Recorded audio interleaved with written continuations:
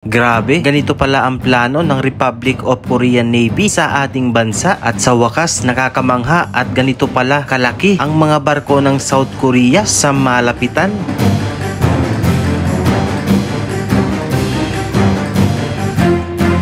Good day mga kababayan, isang pinagpalang araw po sa ating lahat. Again, Merry Christmas po and a Happy New Year sa ating lahat. Gaya nga po ng sinabi ko kahapon ay ating alamin kung saang bansa po ba galing ang mga barkong ito, ano ang kanilang mga pangalan at ano ang kanilang mga mission dito sa ating bansang Pilipinas. At base na rin po sa social media at sa mga numero na nakalagay sa barkong to ay ating nakita ang mga pangalan ng barkong ito. Ang nakikita nyo pong barko na to ay isang helicopter training ship na ROKS Hansando ATH-81. Isa itong training ship and at the same time hospital ship na rin. Ang isa pang barko ng Republic of Korean Navy ay ang ROKS Hwacheon AOE-59.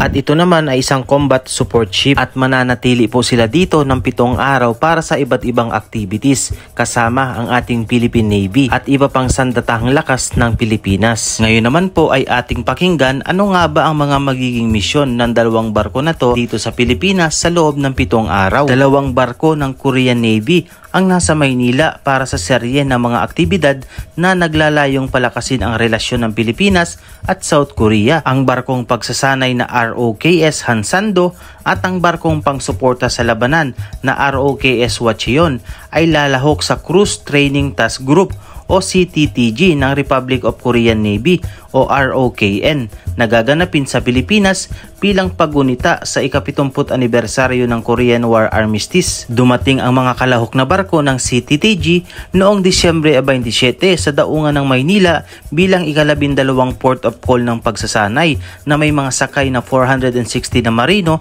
Ito ang ika-28 pagbisita ng CTTG sa bansa, ang pinakamataas na record sa mga bansa sa Asya. Kabilang sa mga naka-schedule na aktibidad ng CTTG sa Maynila ay ang pagbisita ng Korean War Memorial sa Cemetery of the Heroes para sa seremonya ng wreath-laying at pagbisita sa Korean War Memorial Hall para parangalan ang marangal na sakripisyo ng mga veterano ng Korean War. Ang isa pang aktibidad ay ang magkasanib ng pagtatanghal sa kultura ng parehong mga banda ng hukbong dagat at mga honor guard na mangyayari sa Rizal Park. Bibisitahin din ng CTTG ang Philippine Fleet, libutin ang Philippine Navy Special Operations Command at mag-host ng mga reception upang palakasin ang malapit na pagkakaibigan sa pagitan ng hukbong dagat ng magkabilang panig. Mag-host na ang CCTG ng Defense Industry Exhibition sakay ng ROKS Hwacheon kasabay ng ROK Ship Tour sa Port Call sa Manila. Masasaksihan ng mga bisita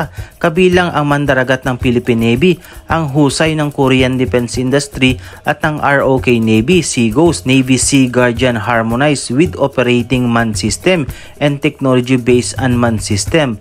Pagkatapos magsimula mula sa Maynila, magsasagawa ang CTTG ng Joint Passing Exercises or PASEX kasama ang BRP Jose Rizal ng Philippine Navy upang muling patibayin ang relasyon ng dalawang hukbong dagat. So yun lamang po no mga kababayan at ano po ang inyong reaction sa pagitan na to no sa nangyayaring pagbisita ng iba't ibang bansa para nga sumuporta at palakasin pa ang pwersa ng ating sandatahang lakas. So yun, dalawang barko po ng South Korea ang nandito ngayon at mag-i-stay ng 7 araw, no? So yun po no mga kababayan, makikita nyo naman dito sa ating harapan ang napakalaking mga barko na to no ng Korean Navy. So yan, nakikita natin isa itong training ship no at the same time isa rin siyang hospital ship no mga kababayan.